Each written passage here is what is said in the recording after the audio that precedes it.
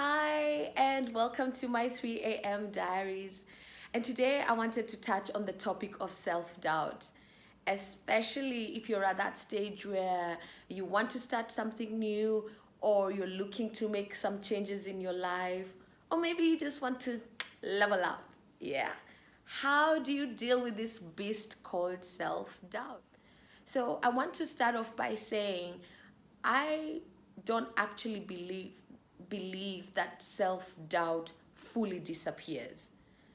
I believe it diminishes, but I don't think there's anybody out there who is walking through life going like they have zero self-doubt. And if they are, I'd love to meet them and hear from them and how they handle that.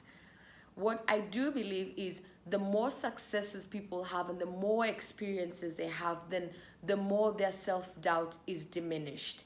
And also learning to work through that self-doubt, like feeling the fear and doing it anyway. So same concept, feel the doubt but do it anyway. And I heard or read once about Oprah, and in her interviews with some really successful, confident people that have an amazing interview, it'll be done and dusted, and the person would lean over and ask her, "Was that all right?"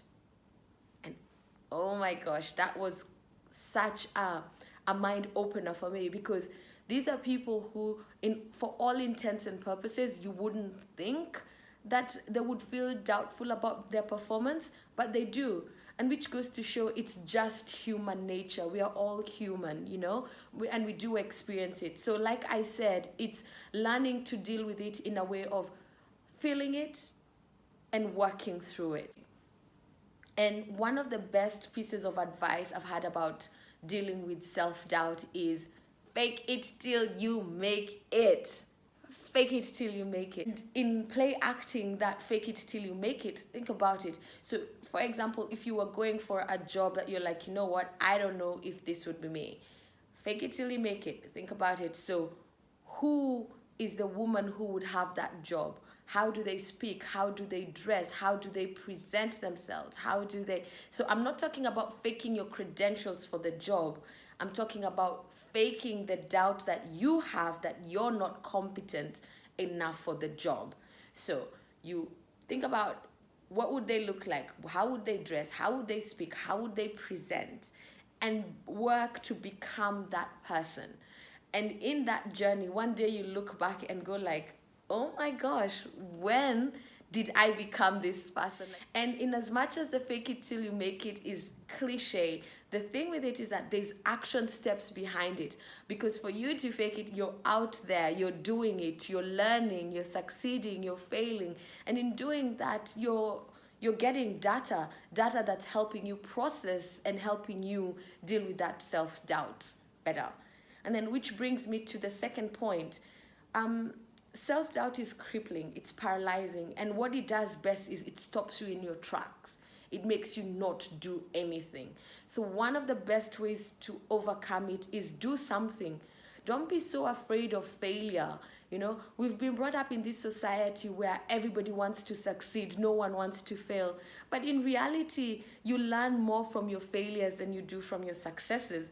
And the minute you detach yourself from failure and what failure means and just look at it as you've just learned one more way of how not to do something, I believe that can be so empowering.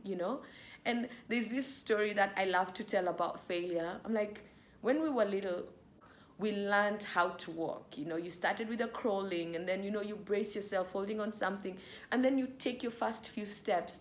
And every single baby with their first few steps, what happens? They fall over.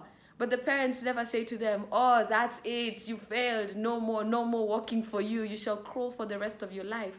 No, you grab the baby, encourage them until one day the baby is walking and it becomes second nature. And I believe that's sort of the same attitude we should have towards failure.